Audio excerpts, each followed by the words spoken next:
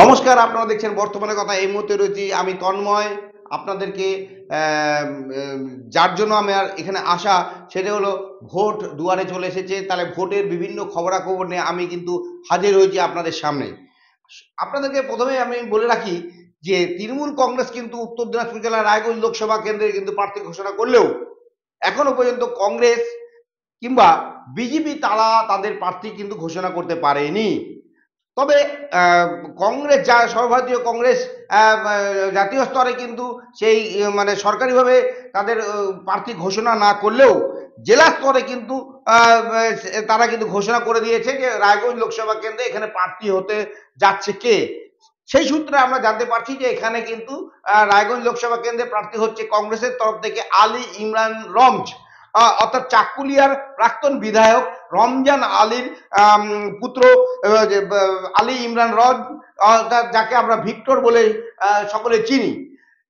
তেমনি বিজেপির তরফ থেকে কিন্তু এখনো কিন্তু সেই সরকারিভাবে কোনো নাম ঘোষণা করা হয়নি।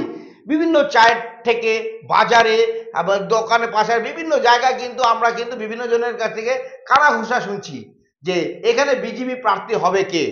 এই নিয়ে কিন্তু চলছে কয়েকদিন ধরে চুলছেরা বিশ্লেষণ, কবে প্রার্থী ঘোষণা করা হবে এখানে।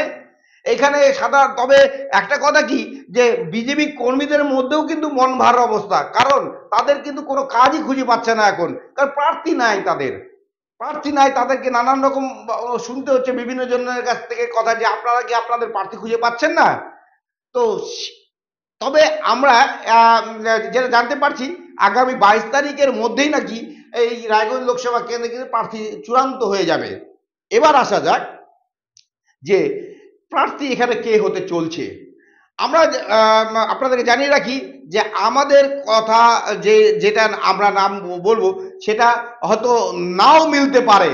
একটা আমরা আমাদের সূত্র মারফত আমরা খবরটা পেয়েছি, সেই জন্যই আমরা আপনাদেরকে জানাচ্ছি। সেটা হলো এবারে এই রায়গঞ্জ লোকসভা কেন্দ্রে যে আমরা যেটা জানতে পারছি শুভেন্দু অধিকারীর যে রাজ্যের যে বিরোধী দলনেতা রয়েছে শুভেন্দু অধিকারী বিজেপি নেতা, তারই অত্যন্ত কাছের মানুষ এবং ঘনিষ্ঠ একজনকে, অর্থাৎ উত্তর দিনাজপুর জেলার রায়গঞ্জ এবং কালিয়াগঞ্জের মধ্যে কোনো একজন অত্যন্ত ঘনিষ্ঠ তার যে নেতা রয়েছে তাকেই কিন্তু এবারকার কিন্তু প্রার্থী করতে চলছেন, এমনটাই আমরা কিন্তু সূত্র মারফত জানতে পারছি। পাশাপাশি কিন্তু আমরা অপর একটা সূত্র থেকে জানতে পারছি যে পুনরায় আবার দেবশ্রী চৌধুরীও নাকি এখানে আবার প্রার্থী হতে পারে। তো এই নিয়ে কিন্তু কাটা চলছে এবং আমরা শুনতে পাচ্ছি যে এই যে দুটো নাম নিয়েই কিন্তু এখন চর্চা চলছে। তার মাঝেও কিন্তু আরো দুই একটি নাম আমরা কিন্তু জানতে পারছি, সেটা হলো যে হাইকোর্টের প্রবীণ একজন আইনজীবী যে কল্যাণ চক্রবর্তীর নামও কিন্তু আমরা শুনতে পাচ্ছি যে এই প্রার্থী তালিকার মধ্যে রয়েছে।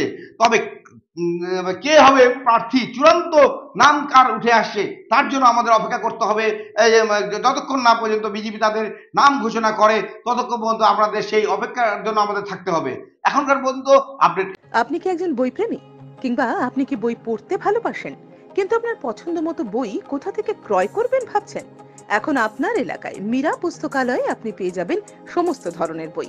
যেমন এখানে পাবেন স্কুল কলেজের পাঠ্যপুস্তক, বিভিন্ন চাকরির পরীক্ষার বই, এছাড়া ধর্মগ্রন্থ, শিক্ষামূলক সামগ্রী, অফিস স্টেশনারি, ড্রয়িং সামগ্রী এবং খেলাধুলার সরঞ্জাম মীরা পুস্তকালয় থেকে ক্রয় করতে পারবেন। তাহলে আজই যোগাযোগ করুন আমাদের ঠিকানায়, সুকান্ত মোড়, কালিয়াগঞ্জ, উত্তর দিনাজপুর। যোগাযোগের জন্য নম্বর 8945933128।